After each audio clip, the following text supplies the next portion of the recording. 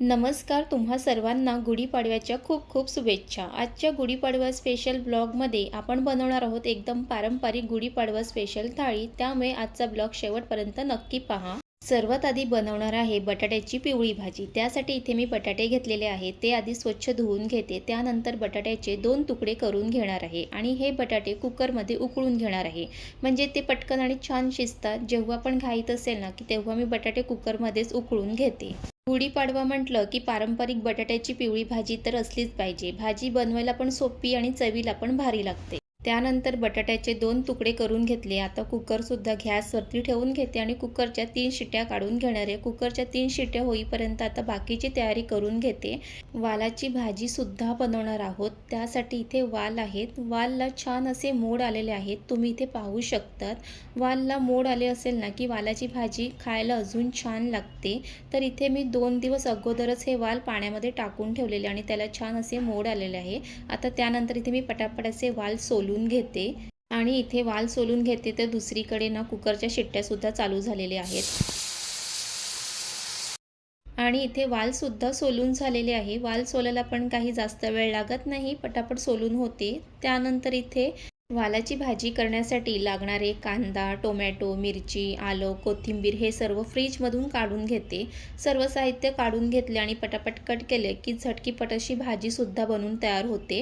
आणि जे सर्व साहित्य फ्रीजमधून काढून घेतलेले ते लगेच फ्रीजमध्ये ठेवून घेते, म्हणजे जास्त पसारा होणार नाही. त्यानंतर मग कांदा, टोमॅटो हे सर्व बारीक असं कट करून घेते आणि इथे आलं, मिरची, लसूण ह्याचं वाटणसुद्धा करणार आहे. आणि नेहमीप्रमाणे कांदा चिरताना डोळ्यात पाणी येणार नाही असं होणारच नाही. इथे तुम्ही पाहू शकतात की अक्षरशः कांद्याने मला रडवलंच आणि ते सुद्धा गुढीपाडव्याच्या दिवशी.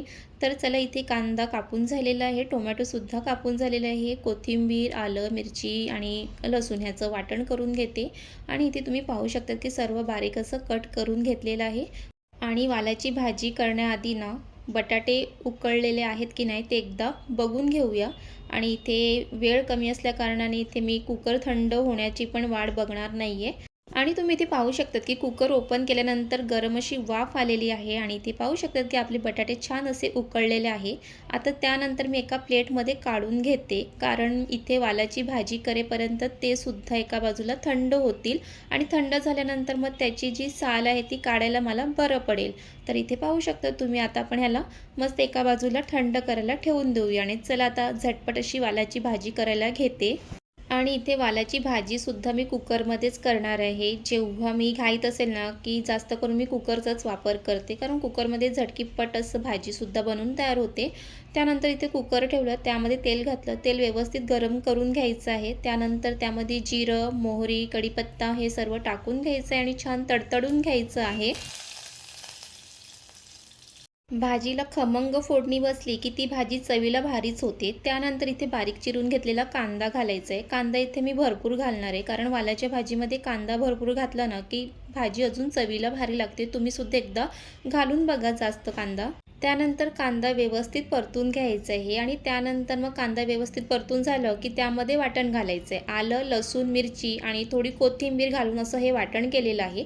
वाटणसुद्धा छान परतून घेते आणि त्यानंतर वाटण छान परतून झालं की लगेच मग त्यामध्ये टोमॅटो घालून घेते. इथे टोमॅटो 2 घातलेले आहे आणि टोमॅटोसुद्धा छान असं परतून घ्यायचं आहे. आणि त्यानंतर मग त्यामध्ये चवीप्रमाणे मीठ, हळद, घरगुती मसाला, काश्मीरी मसाला घातला की भाजीला छान असा रंग येतो. त्यानंतर इथे मी गरम मसाला घालणार आहे. तुमच्याकडे कोणताही गरम मसाला असला ना की तो घातला तरीही चालेल. आणि त्यानंतर मग लगेच इथे सोलून घेतलेले आणि स्वच्छ धुवून घेतलेले वाल घालणार आहे आणि सर्व व्यवस्थित मसाल्यामध्ये मिक्स करून घ्यायचं आहे. आणि आज मी वालाच्या भाजीमध्ये बटाटा घालत नाही आहे, कारण मी बटाट्याची भाजी बनवत आहे, त्यासाठी मी इथे वालाच्या भाजीमध्ये बटाटा घातला नाही आहे. आणि वालाची भाजी तर कांदा टोमॅटो घालून केलेली पण भाजी खूप छान लागते. एकदा तुम्ही ना कांदा टोमॅटो घालून केलेली ना वालाची भाजी खाऊन बघा, अगदी चवीला भारी लागते. त्यानंतर इथे मी झाकण झाकून एक 5 मिनिटासाठी ना वाफ काढून घेतली आणि त्यानंतर त्यामध्ये पाणी घालून घेतलं. आणि ही वालाची भाजी रस्सा भाजी बनवणार आहे, त्यासाठी त्यामध्ये जितका रस्सा पाहिजे त्याप्रमाणे त्यामध्ये पाणी घालून घेतलं आणि कुकरची ना एकच शिट्टी काढून घेणार आहे, कारण वाल जास्त शिजलेले आमच्याकडे कोणालाच आवडत नाही आहे. म्हणून इथे वालाची एकच शिट्टी काढून घेणार आहे. आणि तुम्हाला जर जास्त वाल शिजलेले आवडत असेल तर मग 2 शिट्ट्या काढून घ्या. आणि दुसरीकडे बटाटेसुद्धा थंड झाले, त्याची सालं सोलून घेते आणि इथे पाहू शकता की कुकरच्या शिट्ट्या चालू झालेल्या आहे. एक शिट्टी आली आणि कुकर बंद केलं आणि इथे सर्व बटाट्याची सालं सोलून झालेली आहे. आता बटाटे ना अशा पद्धतीने कट करून घेणार आहे. बटाट्याची पिवळी भाजी करताना बटाट्याचे तुकडे जसे लहान मोठे पाहिजेत त्याप्रमाणे ते कट करून घ्यायचे आहे आणि इथे सर्व बटाटेसुद्धा व्यवस्थित कट करून झालेले आहे आणि त्यासाठी लागणारे साहित्यही मी इथे कट करून घेतलेले आहे. त्यामध्ये कांदा घालणार आहे, कढीपत्ता, कोथिंबीर, मिरची आणि बटाटा, बस इतकंच साहित्य लागतं, बाकी काही साहित्य लागत नाहीये. त्यानंतर गॅसवरती तवा, कढई जे ठेवायचं ते ठेवून घ्यायचं आणि ते गरम झालं की त्यामध्ये तेल घातलं. तेल व्यवस्थित गरम होऊन द्यायचं, कारण बटाट्याची भाजी करताना त्याची खमंग फोडणी बसली की पिवळ्या बटाट्याची भाजी खूप चवीला भारी होते. तेल इथे व्यवस्थित गरम झालं, त्यामध्ये मोहरी, कढीपत्ता आणि मिरची टाकून घेतली, ते सुद्धा व्यवस्थित परतून घेतलं. त्यानंतर त्यामध्ये बारीक चिरून घेतलेला कांदा घातला, कांदा व्यवस्थित परतून घ्यायचा आहे. त्यानंतर त्यामध्ये फक्त मीठ आणि हळदच घालणार आहे, बाकी घरगुती मसाला, काश्मीरी मसाला काहीच घालायचा नाही आहे. आणि त्यानंतर मग त्यामध्ये उकळून घेतलेले बटाटे घातले आणि ते छान असे व्यवस्थित मिक्स करून घ्यायचं आहे. आणि ह्यामध्ये ना मिरचीचं जे काही तिखट असेल ना, ती मिरची त्याप्रमाणे टाकायचं आहे. जास्त आवडत असेल भाजी तिखट तर मग मिरच्या जास्त टाकायचा आणि इथे छान असं हे सर्व मिक्स करून घ्यायचं आहे. आणि इथे त्याची ना 1-2 मिनिटाची छान अशी झाकून एक वाफ काढून घ्यायची आहे. आणि त्यानंतर मग भरपूर अशी हिरवी कोथिंबीर वरून घालायची आणि इथे बटाट्याची झटकीपट अशी ही भाजी बनून तयार झालेली आहे. आणि ह्यामध्ये कांदा घातला ना की ही भाजी अजून चवीला भारी लागते आणि वरून थोडंसं लिंबाचा रस घालायचं, त्यामुळे बटाट्याची भाजी अजून चवीला भारी लागते. त्यानंतर इथे झटकीपट अशी पिवळ्या बटाट्याची भाजी बनून तयार झालेली आहे आणि ही भाजी तर मला खूपच जास्त आवडते. तर चला इथे आता ना वालाची भाजीसुद्धा झालेली आहे, त्याचंसुद्धा कुकर उघडून घेऊया आणि पाहूया की वाल जास्त शिजले तर नाही आणि इथे तुम्हाला दाखवते की वाल व्यवस्थित शिजलेले आहेत की नाही. त्याआधी तर इथे मी भरपूर अशी ना कोथिंबीर घालून घेते आणि चला तुम्हाला मी ते दाखवते की इथे वालाची भाजी किती छान झालेली आहे. ह्यामध्ये आता इतका रसा दिसतो, पण ते त्यानंतर ना ही भाजी घट्ट होत जाते. तर इथे वालसुद्धा छान शिजलेले आहेत, जास्त शिजलेले नाही आहेत. तर इथे वालाची भाजी आणि बटाट्याची भाजी हे बनून तयार झालेले आहे. त्यानंतर लगेच भातसुद्धा करायला घेणार आहे. इथे कुकरमध्ये तांदूळ टाकून घेतले, तर तांदूळ स्वच्छ धुवून घ्यायचं आहे. मी नेहमी ना कुकरमध्येच भात बनवते आणि आजकाल तर आपण बघतोच आहे की गॅस सिलेंडरची किती टंचाई चालू आहे, म्हणून जास्तीत जास्त कुकरचा वापर करा, तर गॅस पण वाचतो आणि काम पण पटकन होतं. आणि कुकरमध्ये भात बनवत असाल ना तर योग्य प्रमाणात पाणी टाका आणि त्यानंतर इथे मी कुकरसुद्धा ठेवून दिलं आहे भाताचं, ते सुद्धा एका साईडला भात होत राहील. आणि इथे मी तांदळाचा पिठाचा डब्बा काढलेला आहे आणि हे तांदळाचं पीठ माझी मम्मी घेऊन आलेली, मध्येच तुम्ही ब्लॉग पाहिलं असेल. आणि इथे तांदळाच्या पिठाचे ना मस्त भाकरी बनवणार आहे. त्यासाठी मी इथे पातेलं गॅसवरती ठेवून घेतलं, गरम पाणी करून घेणार आहे आणि त्या गरम पाणीमध्ये थोडंसं मीठसुद्धा घालायचं आहे आणि त्यानंतर मी इथे पीठ टाकून घेणार आहे. जितकं तुम्हाला भाकरी बनवायचं असेल त्याप्रमाणे तुम्ही त्यामध्ये पीठ घालायचं आहे आणि गरम पाण्यामध्ये पीठ व्यवस्थित मिक्स करून घ्यायचं आहे. आणि कधीही तांदळाच्या भाकरी करणार असेल ना की सर्वात आधी ना हे पीठ आहे ते गरम पाण्यामध्ये ना भिजवून ठेवायचं, म्हणजे भाकऱ्या कशा सॉफ्ट बनवून तयार होतात. तुम्हाला पुढे जाऊन दाखवते की भाकऱ्या किती मऊ असे बनवून तयार होते. तर चला इथे मिक्स करून झालेलं आहे. त्यानंतर मी इथे झाकून ना एक 5-7 मिनटासाठी किंवा जास्त वेळ असेल तर 10 मिनटंसुद्धा ठेवू शकतात. तर इथे मी 5 मिनटासाठी ते झाकून ठेवणार आहे. आणि आता हे होईपर्यंत आता दुसरीकडे मी गव्हाचं पीठसुद्धा मळून घेणार आहे. आता गव्हाचं पीठ ह्या कारणासाठी मळून घेणार आहे की त्याचं पुरी बनवायची. आता गुढीपाडवा स्पेशल थाळी आहे तर त्यामध्ये पुरी तर असलेच पाहिजे. तर चला गव्हाचं पीठसुद्धा मी छान इथे मळून घेणार आहे. आणि इथे गव्हाचं पीठ मळेपर्यंत दुसरीकडे तांदळाचं पीठसुद्धा भाकऱ्या बनवायला तयार होईल. आणि हे गव्हाचं पीठसुद्धा छान मळून घ्यायचं, कारण तेव्हाच तर त्या पुऱ्या छान मऊ आणि टम्म फुगलेल्या होतील. आणि इथे तुम्ही पाहू शकतात की मी कशा पद्धतीने इथे पीठ मळून घेते. आणि इथे पीठ हे मळून झालेले आहे, परत त्यामध्ये थोडंसं तेल घालून परत ते पीठ छान मळून घ्यायचं. असं मळून घेतलं की पुऱ्या पण छान अशा टम्म फुगलेल्या होतात आणि ते खायला पण छान लागतात. तर चला इथे गव्हाचं पीठ हे मळून झालेलं आहे, आता ते बाजूला ठेवून देऊया. आणि इथे आता तांदळाचं पीठ घेऊया, ते सुद्धा मी आता प्लेटमध्ये काढून घेते. आणि ना थोडंसं हे पीठ गरम असतानाच मळायला घ्यायचं, म्हणजे ते छान मळलं जाते. इथे तुम्ही पाहू शकतात की ह्या पिठामधून अशा वाफा निघतात. जास्तच गरम असेल तर मग एखादा ग्लास वगैरे तुम्ही घेऊ शकतात. आणि इथे थोडंसं गरम असतानाच मी ते मळायला घेतलेलं आहे. हाताला थोडे थोडे चटकेसुद्धा लागत आहे. थोडे चटके लागले तरच ती भाकरी छान बनून तयार होते. आणि सुरुवातीला हे पीठ मळताना त्यामध्ये पाणी घालायचं नाही आहे. आधी व्यवस्थित ते एकदा मळून घ्यायचं आहे. जर पाण्याची गरज असेल तर थोडं थोडं पाणी हाताला लावून मग ते छान असं मळून घ्यायचं आहे. आणि आता हे तांदळाचं पीठ मळून घेते, तिथपर्यंत गव्हाचं पीठसुद्धा छान पुरीसाठी बनवायला तयार होईल. आणि ना स्वयंपाकघरात तर अशाच पद्धतीने ट्रिक वापरावं लागतं, कारण तेव्हाच जाऊन झटकीपट असं जेवण बनवून तयार होतं. आणि तुम्ही ते पाहू शकतात मी कशा पद्धतीने हे पीठ मळून घेते, कारण पीठ मळल्यानंतरच त्या भाकरी चपाती छान होतात. तर चला इथे ना आपल्या तांदळाचं पीठसुद्धा छान मळून झालेलं आहे. आणि आता मी सर्वात आधी तर तांदळाच्या भाकऱ्याच करून घेणार आहे. त्यासाठी इथे एका बाजूला तवासुद्धा ठेवलेला, तवासुद्धा एका बाजूला गरम होईल. त्यानंतर मळून घेतलेल्या पिठातला गोळा घ्यायचा आहे आणि परत तो 1 मिनिटासाठी छान असं मळून घ्यायचं आहे, म्हणजे भाकऱ्या छान होतात. तुम्ही पुढे जाऊन बघतीलच की भाकऱ्या किती सॉफ्ट आणि पटापट बनून तयार होते. आणि इथे तुम्ही पाहू शकता की मी कशा पद्धतीने इथे भाकरी बनवून घेणार आहे. त्यानंतर इथे त्याला पीठ लावून घेणार आहे. पीठसुद्धा मी तांदळाचं पीठच लावून घेते आणि अशा पद्धतीने गोल फिरून घ्यायचं आहे. इथे तुम्ही पाहू शकतात, जर पीठ व्यवस्थित मळलं नसेल ना की ते अशा पद्धतीने गोल फिरत नाही. आणि ही तांदळाची भाकरी मी लाटून बनवणार नाही आहे, तर हाताने थापून ही भाकरी बनवणार आहे. आणि तुम्ही इथे पाहू शकता की किती सहज अशी ही भाकरी थापली जाते, कारण ही गरम पाण्यामध्ये ना पीठ आधीच आपण 10 मिनिटासाठी ठेवलं होतं, त्यानंतर छान मळून घेतलेलं आहे, त्यामुळे ही हाताने छान अशी थापली जात आहे.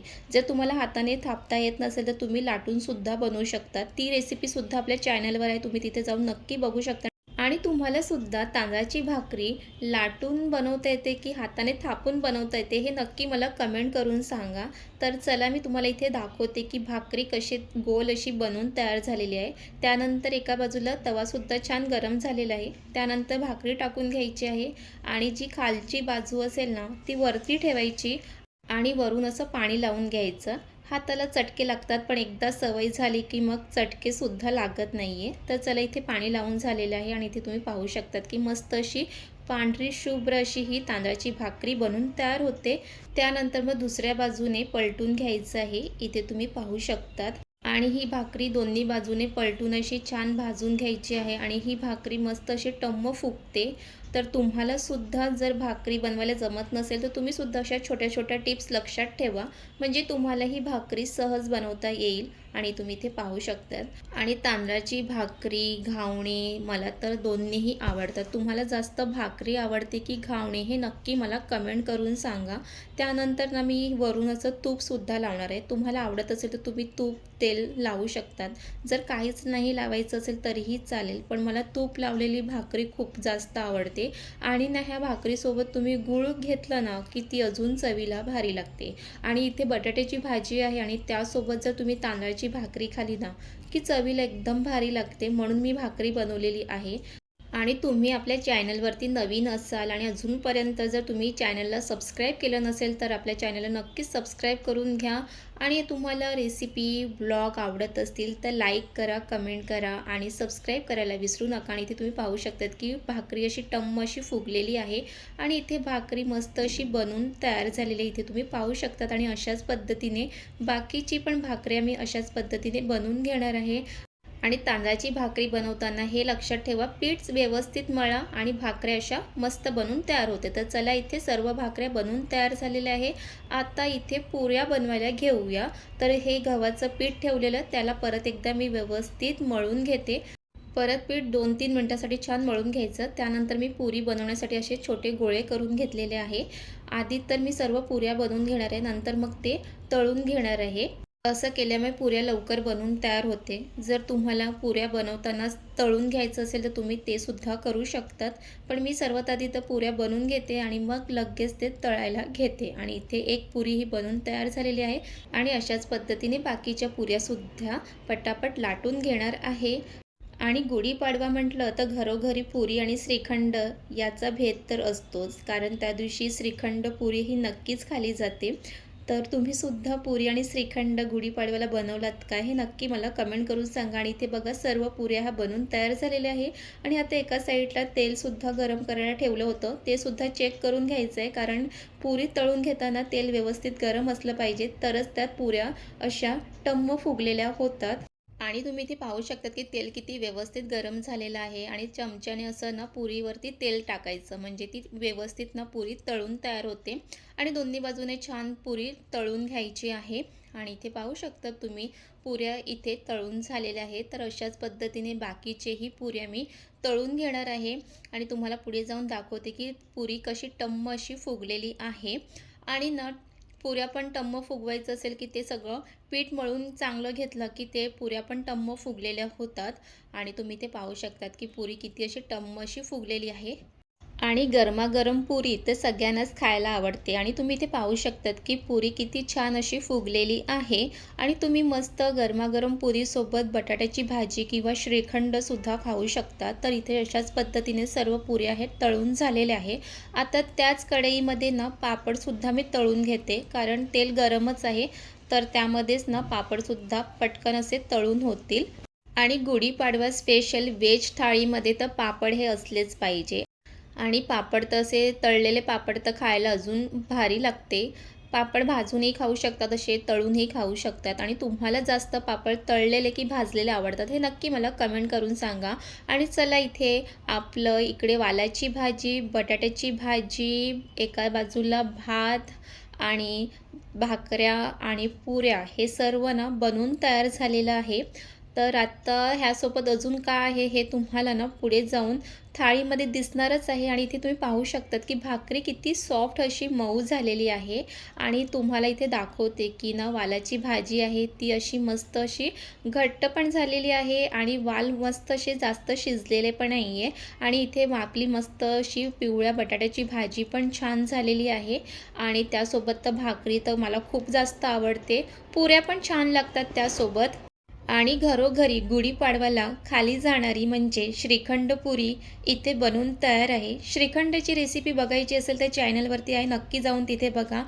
आणि इथे आपली गुढीपाडवा स्पेशल थाळी बनवून तयार झालेली आहे. अगदी हे मी 1.5 तासामध्ये बनवलेले आहे. आता ह्यामध्ये काय आहे ते परत सांगते. वालाची भाजी, बटाट्याची भाजी, तांदळाची भाकरी, पापड, लोणचं, सॅलेडमध्ये काकडी आहे, पुरी आहे आणि पुरीसोबत खायला इथे श्रीखंड आहे आणि भात आहे.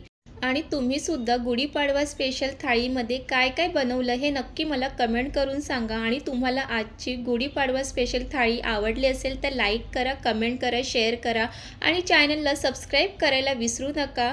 आणि पुन्हा भेटूया अशा छान रेसिपीसोबत. तिथपर्यंत मस्त खा, मस्त रहा. Bye bye.